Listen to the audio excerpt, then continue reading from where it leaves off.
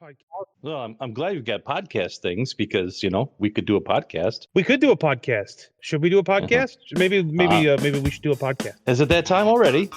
It's that time already. All right, let's kick this thing off. You do that. Welcome again to another episode of Drake and the Maestro. Almost relevant. I like it! And almost ready for summer. Yay. It's hot already. Oh, yeah. Jersey.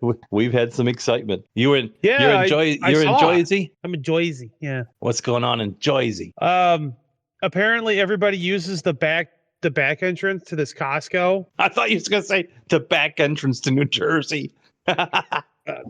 Every entrance to New Jersey is the back entrance to New Jersey. There is no front entrance. Okay. I mean, if you think about it, if the east is the front and the west is the back of the state, then it's all back entrance because the Jersey butts up against the ocean. Ocean view and all that. Is there room for a parking lot? You kidding? Whole country is parking lot. I suppose. Right, exactly. No, I was saying, I was listening to a different podcast while I was driving, which Scandalous. I know, how dare I?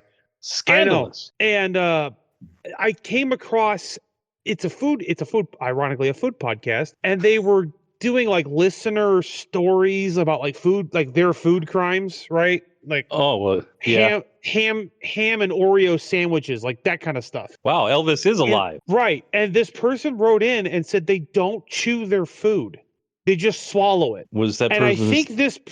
I think this person might be related to the person that got the bone stuck in their neck. I think we finally have an answer on how that happened.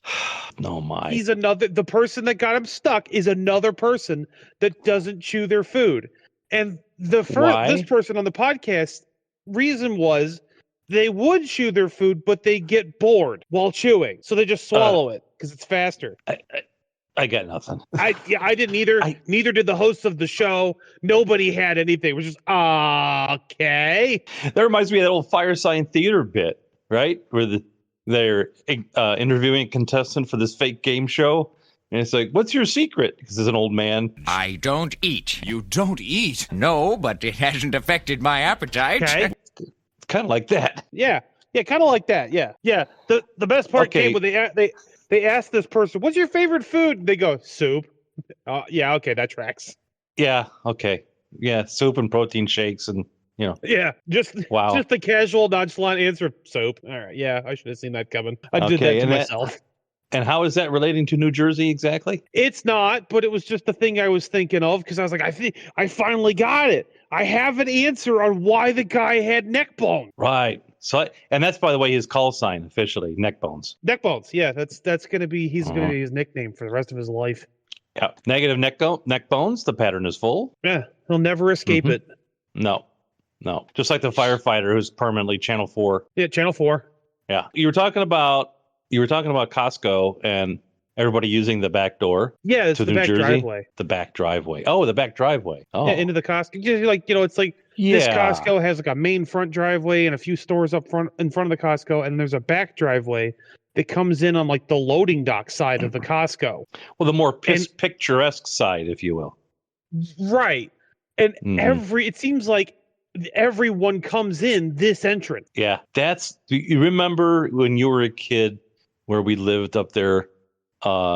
There was that Jewel in the strip mall. Yes. And everybody went in and out the back door, the back driveway by the bank. Everybody. Yeah. You would never go in off of was that North Avenue or whatever? So was it Roosevelt Road, US 38? Or Roosevelt Road or whatever it was? No, it was North Avenue. Not that Jewel. That was Roosevelt Road. Oh, okay. Well, either way, yeah, they would never go in off of Roosevelt Road. They'd all go down the other road by the bank and then go in that way. Yeah. And eventually the new mall ownership put up a sign, no through traffic. Did that stop people? Heck no. No, because I was trying to, because my customer I'm actually parked in the road right now because I don't have anywhere else to go. Well, that's where semis park in New Jersey, is in the road. On the road? Yep. Yeah. Hey, I'm parking here. I was trying, we had another driver here, so I turn and I block the entire road because he's trying to back up to get out of my way, right? And instead of waiting or finding a different entrance, they just started going through the parking lot of the place that I was waiting to back into and driving around me. Yeah, that sounds about right. That's. I was like, Jersey. yeah, that's typical. Yeah, that's about right. Mm-hmm. Yeah, it's kind of like merging in Boston, which I don't know if they widened the interstates out there. No. That was very unnerving going through Boston the first time. Yeah, they do. You make the turn to get on the highway, and then you're on the highway. There's no lead in. It's just, and we're on the highway. And the natives are ruthless in merging. They expect you to get out of their way because they're coming. Yeah, no, they're still like that. It's kind of spread to the entire East Coast, really. But I'm not complaining. I've got a load to pick up tomorrow near the Lincoln Tunnel, and I'll pick that up and head to Wisconsin. And then I got to avoid the sinkhole bridge on I-80, so that'll be fun. Yeah, well, if you didn't have obstacles and challenges, you wouldn't be playing Frogger. No, I'd be much happier though. Right. Well, some of us can sublimate, others can adjust. You know how it is. Yeah, you know how it is. All right, I didn't want to cut you off from your story, but it sounds like you're there. Are you ready? Okay, I'm going to give you a choice here. Do you want Eye on Florida, or do you want Weekend Update? Which would you prefer first? Oh my. Let's go with Weekend Update. Weekend Update. All right. So, and this is here at the bunker, at the compound. Yes. We were under an impending heavy storm warning, and yes. as happens a lot with tornadoes and storm fronts and whatever, the weather was very pleasant and warm and gentle breeze and all that. And I'm sitting on the back porch right up until it wasn't. You're absolutely correct, sir. And I'm sitting on the back porch of the bunker, looking out and enjoying just a nice afternoon. And then there's this subtle little crack. And then the French invaded. No one expects the Spanish Inquisition. That's right. There was a subtle little cracking sound. I'm like, what is that? And then half a tree fell right in front of the porch. I mean, it shook the ground. All the neighbors come out of their house like, what happened? The branches raked. Tree fell in the Drake's house. Nothing to see here. Nothing to see. Oh, it's just that guy. Oh, well. Yeah, screw that guy. Yeah, it was half a tree. I mean, big old maple tree, boom, and all the subsequent branches from the main branch are scraping across the house, and there's leaves flying around in the air, and it tore off the farthest corner of the house. I mean, that's how big this thing was. It went all the way across the house and happened to reach out, and it had to have been like related to the Charlie Brown kite tree, that would just grab his kites and eat them, because on its way down, its last gasp, but like it reached out a hand and grabbed a hold of the corner of the roof farthest down and just tried to pull, you're coming with me. That's right. And just pulled that corner of the house open. It's something. And then I got a good look at the tree afterwards, obviously. And of course it's hollow in the center. It's like, I knew it. I've been trying to get this tree taken down trying to get contractors out here. Don't get me started. But the tree guy I feel like I'm gonna have to get you started here. The tree guy that I've had on the waiting list for a year. I don't do fallen trees. I got a hold of. Yeah, that'd be about right. I got a hold of him. I said, I told him what happened. He's like, oh yeah, we'll get out there. We'll move you up to the priority. So apparently he does tree triage, right? He's so booked up that they have to take it on an emergency basis, right? So if you got a tree sticking in your living room, you get moved up, a little further up the transplant list. Transplant. I've decided I'm just going to lean into my boogity boys. I'm just going to lean into my mispronunciations and just go with it, because at this point you were working on a second one there. I was, and I'm going to keep working on. So the tree falls, and we're getting on. I got a hold of the insurance company. I'm taking pictures. The whole what you got to do to when a tree falls in your house. And no sooner if a tree falls in the woods, does it make a sound? Well, yes, actually. Yeah, it does. No sooner does that happen, then the skies darken and we start getting like just driving rain. And then I'm like, is it snowing? Because it kind of looks like it's snowing. I'm like, oh, no, those are really small hail particles, right? Little pieces of ice. And then they just kept getting bigger and bigger and bigger, and it got to the size of baseballs. We had baseball-size hail coming down. Cool. And it was defoliating the trees. There's like green leaves and little branches flying, and beating up the one car that's sitting outside. It put big divots. It put big divots in a hole in the aluminum awning on the entryway. That's ruined. Yeah, that'll happen. It's ruined. Ruined. So that's going on. I'm like, I think I'm gonna have to repeat the whole insurance claim process. And I'm sitting back, and so that kind of settled down. And then at that point, I'm just waiting to what's next? Hail. I mean, we got the preemptive trees, right? The tree fell preemptively, right? It was before the weather came in. The tree is like, you know what? Weather's coming in. There's gonna be rain and tornadoes and whatever and hail, and I'm out of here. I'm out of here. I'm going down now. I'm not waiting. So it was biblical. Preemptive trees, hail, and I'm waiting for the locusts and the frogs and the 4 horsemen of the apocalypse, right? Yeah, and then you got to then you got to coat your door in lamb's blood to avoid the ghosts or whatever. I was the spirit of the Lord, and that was Passover. That's that was that was the last big deal. That's the last thing. Right. So if you get the locusts and the other and the river turns to blood, maybe you should be looking for some sheep. And you should be nervous because they went after it was smiting of the firstborn. So it would do me some good. I think I could use a good smiting. Everybody needs a good smiting now and then. So I was kind of sitting in the house. I'm going through the second round of disaster calls, and I'm thinking, now what?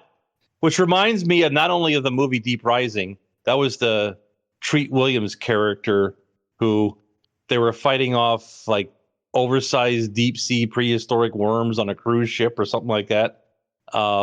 Which was good because he kind of redeemed himself from being in that Neverwood series. And that was his thing. Every time they think they'd have a crisis solved, something else would come along.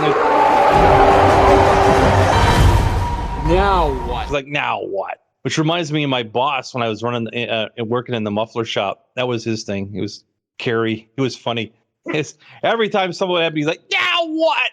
Now what? Now what? Even the doggo's getting in on it. That's right. So that's the weekend update.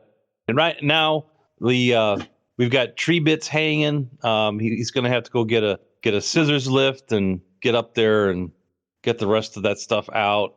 I don't know. Anyway, I did contact a company that has a big truck with a huge boom and like a grapple or something on the end. And it's like a logging truck, but it's got this, I don't know, like a 100-foot or 50. It's got to be about 100-foot crane on it, and it grasps the tree. It's like you see in the logging commercial logging operations where they grab the tree by the trunk, and then there's a saw integrated into it, and they cut it off, and then they just lift the whole tree, right? Yeah.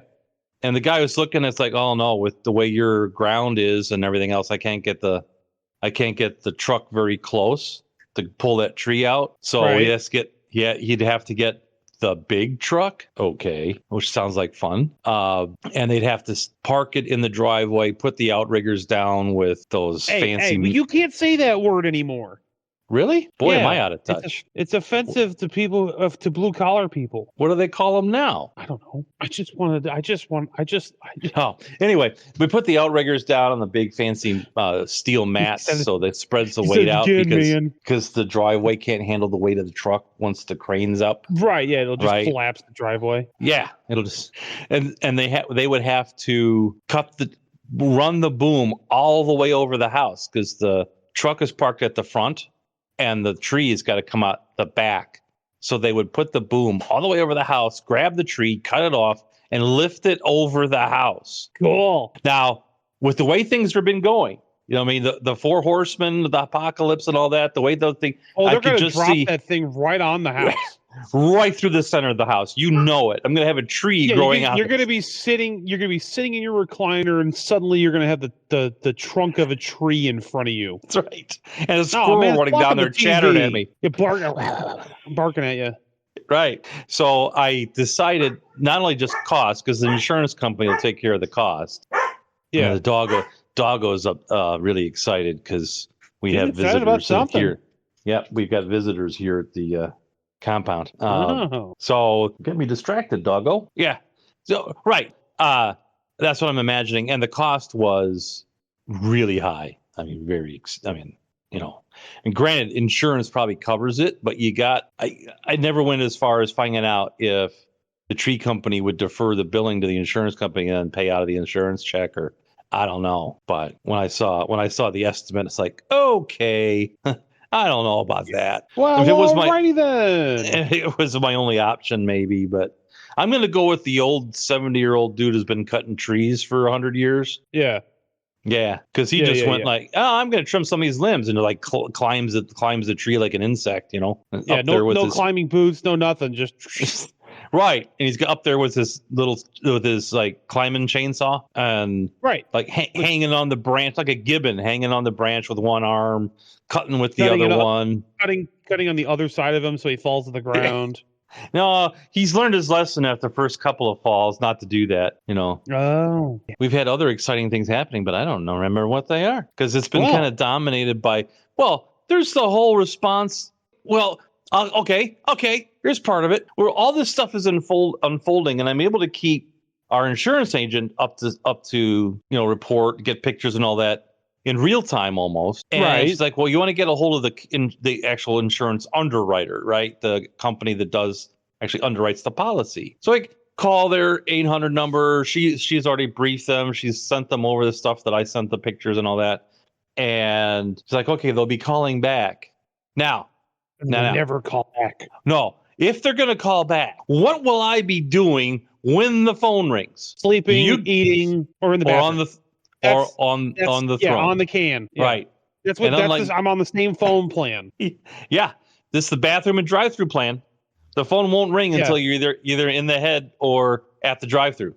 Then the phone. Now you want to talk? Now. Or in my case, I'll be waiting to get loaded or hear from dispatch. I'd be like, yeah, you know what? I'm going to make a snack. And then as soon as I make the snack, they call me like, hey, you got to go right now. Oh, come on. You're killing me here. I just wanted to eat something. Is that so bad? Or like our friend Paulie, right? With his plumbing business. He's like, hey, what do you do? What do you do when things are slow? And I'm like, go on vacation. Go on vacation. That's right. Yeah, you've heard me say that.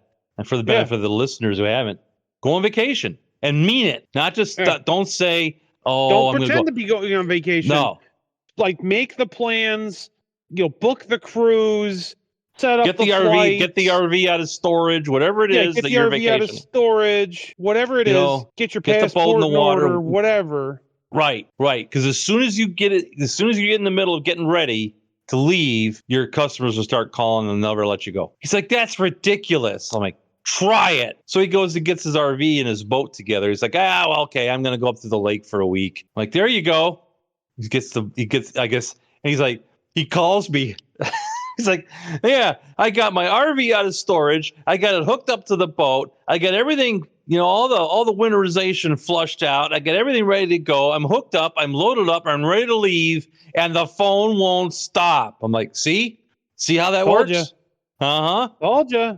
So all you entrepreneurs out there, if things are a little slow for you, go on vacation. You'll never make it. Go on vacation. Yeah. I don't know. Where was I going with that? I don't know. Where were you going with that? I was going to say, on top of your whole thing, then there was also that major dust storm that like overwhelmed Chicago. Oh yeah. Yesterday. Yeah.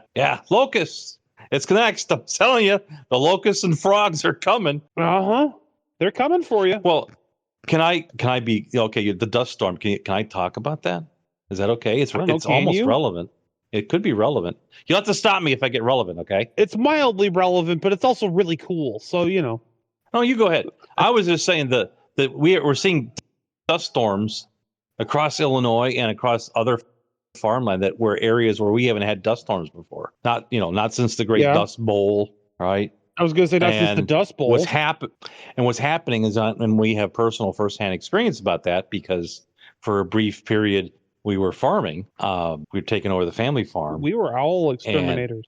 That's right. And now it's a corporate operation, and the corporate farmers are just en masse tearing down the tree lines, which is kind of sad because I still hunted the tree lines. That's what they put up to help stop the Dust Bowl. Right. And it's along waterways, and we had grass waterways planted to control the water erosion. And that's acreage, and so they're cutting down the tree lines.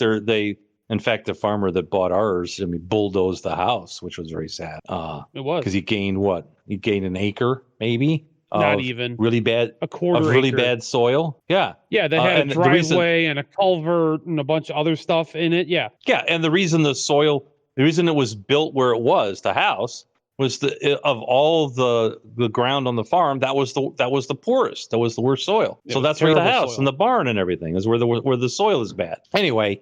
And it's happening in mass. It's all over. They're tearing down the tree lines. They're tearing down the old structures.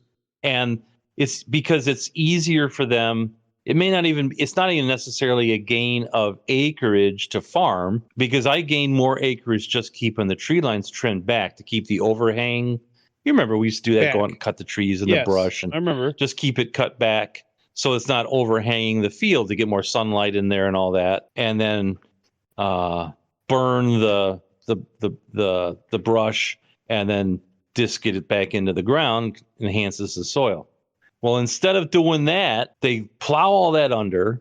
They make it big, straight, square fields, and those big implements level out the soil, so you no longer have any land features. It just levels it, and it becomes a bowl. It's higher than it creates a berm at the edge of the field, so it can't drain. So then they dig drainage tiles in there. Meanwhile, you got wind erosion just blowing the topsoil off because there's nothing to stop it.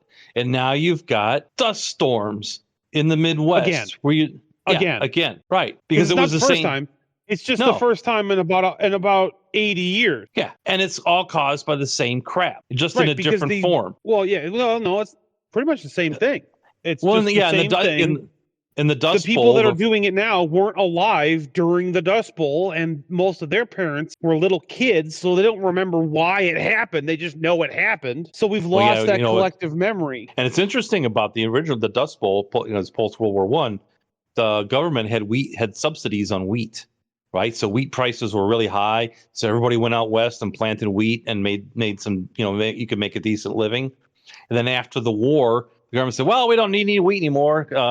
War's over. Dropped all the subsidies, so the prices fell. And demand fell because the DOD wasn't buying wheat like they were, for rations.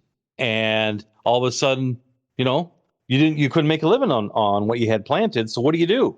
You double down. You plant more. And eventually just couldn't make it. And they just walked away. Illinois is unique in that they have this production tax on farm ground. It's like an income tax. The Illinois guesses how much money you would make from your farm ground, and then they tax you accordingly, which is what ran us out of the farm. And so you've got these high taxes that are almost like paying a sharecropper, and you've got the only way to make it is with a corporate farm. You can't make it on a few hundred acres anymore. So you have to be a big corporate farmer with 1,000+ acres. To plant efficiently with that, you've got to use these huge machines that don't turn around well on small fields, so they level everything out and cut down trees so they can turn those machines around and run them on GPS guidance. And that way they can eke out enough profit. And if you pool it together, you can do pretty well. But in the meantime, it's destroyed our topology. It's taken down the windbreaks, and it's giving us a new Dust Bowl. Not to mention that Monsanto is poisoning the soil. Yay. All right. Let's go back. That's too relevant. Too relevant. Now you were on the line and then you crossed the lines. Sometimes let's put our eyes on Florida. Sometimes you got to dance on the third rail for a while and then just touch. You weren't dancing. You sat down and had lunch. Yes. It's a miracle the podcast survived. Yeah, I can feel it going critical there. You were like, you were the Russian scientists in Chernobyl pulling the control rods out, and I just happened to walk in the room and go, "Hey, what are you doing over there?" Yeah, don't do that. Stop it. All right, so put those back where they came from, or so help me. What do you want to melt all the way to China or something? Come on. What do you want to radiate all of Europe? But if we wanted to, we could. just making it known. But so let's put our eyes on Florida. On Florida. I'm looking at the wacky things coming out of Florida because there's no end of it. right? And the theory as to why is something for another day, and a different podcast possibly. But here on Ion Florida, here at the Anchor Desk, I stumbled across probably the quintessential Florida Man thing ever. Okay, it's called the Florida Man Games. It's the Florida version of the Olympics. It's held in March every year, and they have true Florida Man events. Okay. Is it like gator wrestling? Well, more Florida even. Yes, there are alligators involved. There's no doubt. The 2025 champions, defending champions, is a team called, just to give you an idea what kind of stuff we're into here, Hanky Spanky is their name. Oh, it's the different kind of gator wrestling. Got it. Yes. That's what the kids are calling it these days, Wrestling, yeah. The Florida Man Game. And all right, so you ready for the events? Sure. The first event is evading arrest obstacle course. Okay. Cool. Floridians are chased by police after stealing copper pipes and catalytic converters, find the frozen iguana, and chuck a gator through a drive-through window to earn a victory. All right. Yeah. All of which has clearly been in the news. If you even if you haven't had an eye on Florida. Yeah. The next one, a little more pedestrian, but certainly Florida naming, is called the Eat the Butt Challenge. Okay. Floridians must finish their pork butt platter in the fastest time. That's pretty.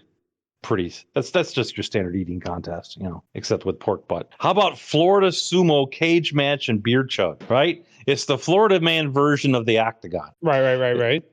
All right, so this is their description. Conquer the Florida Man Games chain link cage as Floridians try to knock down their opponents or spill beer from the pitcher from each opponent. Yes, and they're wearing those inflatable pool life ring things that you wear around your waist. Yeah, like the ducky and the unicorn and the alligator, and while holding a pitcher of beer and then wrestling each other in a chain link octagon. Of course, it's a chain link. Well, all octagons are chain link, but okay. You have to get the other person's beer and get them to spill the beer, or you can gain extra points by chugging the beer from the other person's pitcher. So you can you gotta either get the beer away from them and drink it, or spill it, or get them to spill it. In other words, you can't take it away from them and spill it. If you take it away, you have to drink it. Cool. So you can imagine what might ensue from that. Yeah, that could be something. Yeah. Hurricane party prep grocery aisle brawl. Floridians must battle it out against each other to get the last of the hurricane prep and party supplies on the shelf. Boy. And people on Rumble, by the way, you can get the expanded videos on Rumble. I'll put a picture up of them fighting in the grocery cart aisle as they try to get the last party supplies for the hurricane party. So this is all like a staged event, like... Yeah, staged and sanctioned. And apparently they have a TV contract, so it will be coming to a broadcast network near you. Oh, that's definitely going to be on like ESPN 4 or 8. It's the Ocho. It's the Ocho. Yeah. I was in a Texas Roadhouse a little while ago, and they were on like ESPN 3, right? Because like ESPN is like major sports like basketball, football, hockey, whatever, and the ESPN 2 is like talking about those sports, and then ESPN 3 is like everything that is kind of a sport, including the World Championship Cornhole Tournament. I watched some of that. Couldn't believe that was a thing. If there's competition involved, or if it moves or whatever, someone's going to turn it into a sport, I suppose. Oh yeah, it's like. In school, did you ever fold up a piece of paper into a triangle and then play, paper football? Yeah. So that's a sport that could be on 3, if not, or at least on the Ocho. It's on a something. Mm-hmm. I'm watching this, and me and everyone else that's sitting at the bar in the Texas Roadhouse are all watching this, going, "Why is this a sport? Why is this on TV?" And the announcers are so serious too, right? Well, then we couldn't hear it over the music, but yeah. Oh, and did they do any? Could you tell if they're doing any backstories on some of the featured players? Because that would be hilarious. Yeah, no, you couldn't. During the day, Billy Bob, likes swab, whatever. I don't know what Billy Bob would like to do, but likes to, kiss his sister and likes to shoot old cars and argue with his house. I don't know. Whatever Billy Bob does in between cornholing. Yeah, no kidding. Okay, tell me what. Maybe you know. This is going to show my lack of knowledge. What's beer pong? It's like they put like red Solo cups in like a triangle on each side of a ping pong table, and you have to try to bounce the ball into one of the cups, and then if you do, the other person has to drink the beer in the cup. All right. So it's kind of like bozo buckets for the alcoholic. It's alcoholic bozo buckets. I was gonna say, it's alcoholic bozo buckets. So the idea is that as you go along, you get drunker and drunker, and it gets harder and harder to throw the ball into the cup. Okay, so that makes sense of what I'm seeing here on the Florida Man Games. There's those inflatable, big human-sized inflatable balls that you can crawl inside and bounce around in, roll around in. Yeah. So one of those with a bunch of kiddie pools filled with what looks like probably swamp water, but it's supposed to be beer, and people are bouncing those things, trying to, like, they're rolling off and bouncing and trying to land in one of the kiddie pools. So the description is Floridians always take things way too far. This is a combative Florida beer pong style challenge. The stakes are high, but maybe not as high as our Floridians. I was gonna say the stakes are high, and so am I. It's in the air tonight. Right, that's right, Ted Nugent. Yeah, that's right, crazy Uncle Ted. And then they have, and it isn't very descriptive. I'm looking at it. It's a ninja. It's called the Ninja Nation obstacle course. It said, you've seen it on TV. Now you'll get the chance to live up to your claims of hold my beer. I could do that. Come out and prove it on the very obstacles you've seen on TV, including the Ninja Wall. So that would be good TV, to have drunk Floridians trying to do the American Ninja Warrior course. Oh, yeah, like the warped wall. Oh, yeah, it'd be great. Yeah. And what they need is a moat at the bottom of the wall with an alligator in it. That would complete the course. You know what I'm saying? That would complete the Florida theme. And of course, to get warmed up, they've got a mechanical gator instead of a mechanical bull. Well, I mean, what else are you going to have? You can't have a real gator. It might hurt somebody. But the mechanical gator, Yeah, mechanical gator. And then they have Ocala Knockerball. So slam into your friends at full speed in a high-intensity knockerball game. If you haven't tried yet, you have to. And so they're wearing those big inflatable bodysuit things, whatever those are called, and playing soccer, which has got to be interesting. Things that you like run in. Yeah, you can run and roll around and whatever. The same ones that they were using in the same ones they were using in the beer pong. Yeah, I don't know what those are called. They have a name, but I don't know what they're actually called. And so playing soccer while wearing one of those is going to be a little interesting.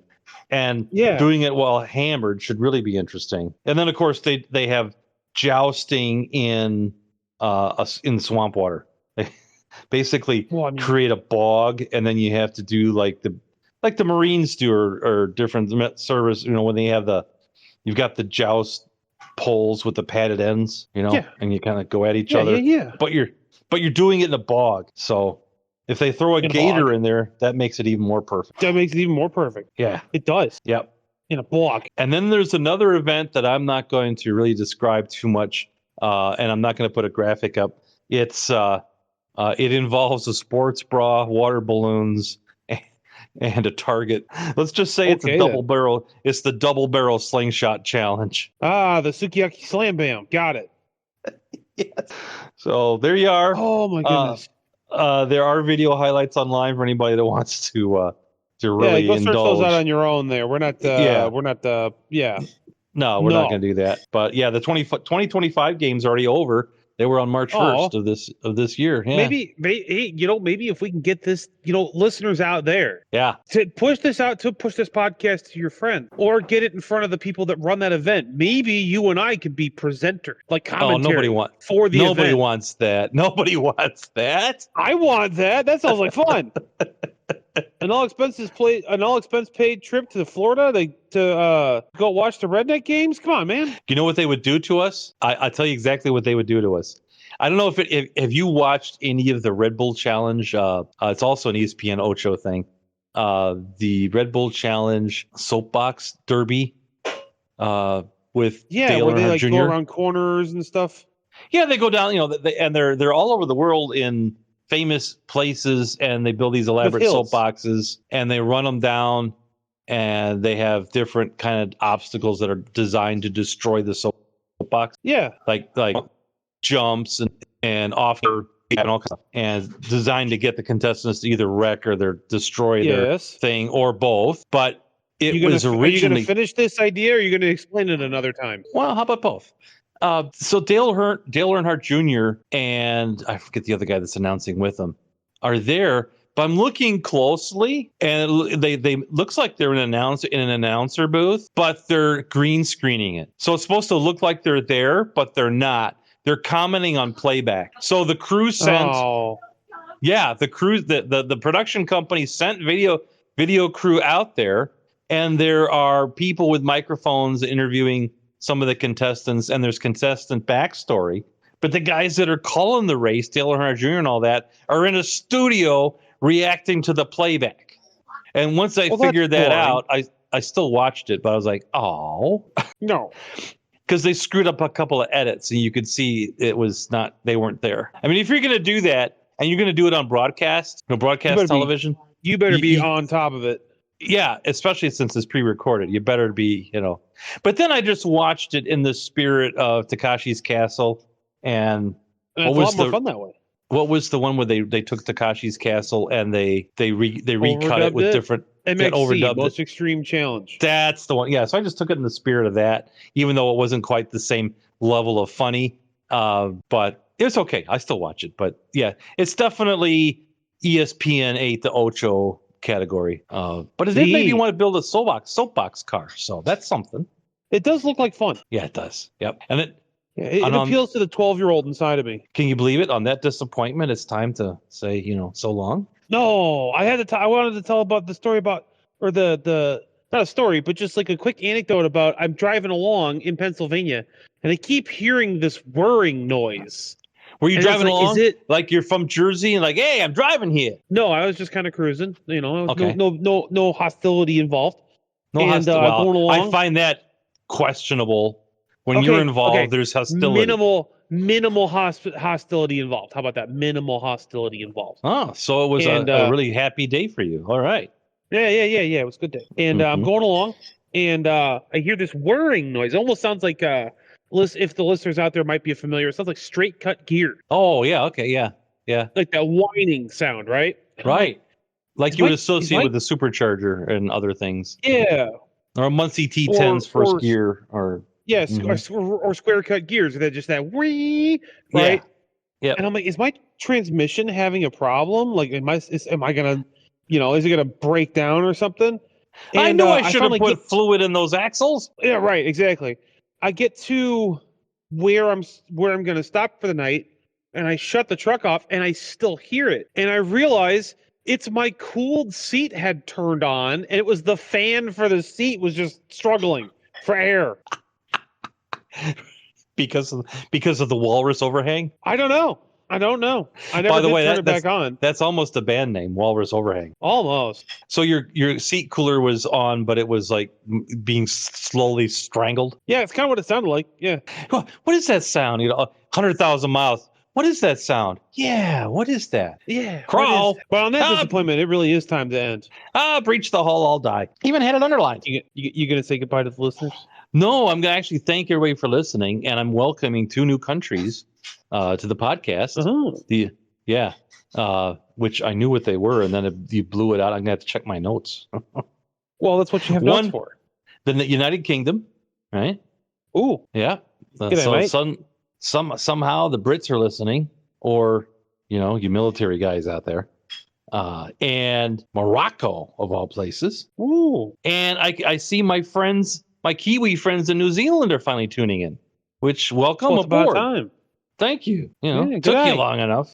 Boy, the New Zealanders and the Aussies do not get along. No, well, they get along, just don't confuse one for the other. That's right. That is like the ultimate insult. I made a New Zealander's day once because I was talking to him when I was working for Menards, and I was talking to him, and I said, "You're from New Zealand, aren't you?" And he looked at me like I was the Apostle John, and I had a halo. It just started glowing behind my head. Right. He's like, "How did you know?" I was like, "Well, I've talked to some other people from New Zealand, and you sound like them." Yeah. It's something about the accent is higher pitched. Yeah, and it's not quite as twangy as the Aussie. Yeah. If I was going to have an accent, because I don't have a Midwestern Chicago accent at all. No. It would be a Kiwi accent, a New Zealander. That would be that'd be my thing. Because it's Aussie, but not quite Aussie. It's like geeky Aussie. Is right. So welcome aboard, new countries. Thank you, and of course, I see that the CIA listening post is still listening. Thank you. Well, it's nice to know. Yeah, and for you CIA people. The chair is still against the wall. The fat man walks alone. If you want to reach out and get a hold of us at Drake here at Drake and the Maestro, obviously you can comment. However, if your comment screen isn't available to you, you can always email us at DrakeAndMaestro.com. That's not it. It's DrakeAndMaestro at Outlook.com because like the .com, that's a whole different thing. DrakeAndMaestro at Outlook.com. You can reach us on.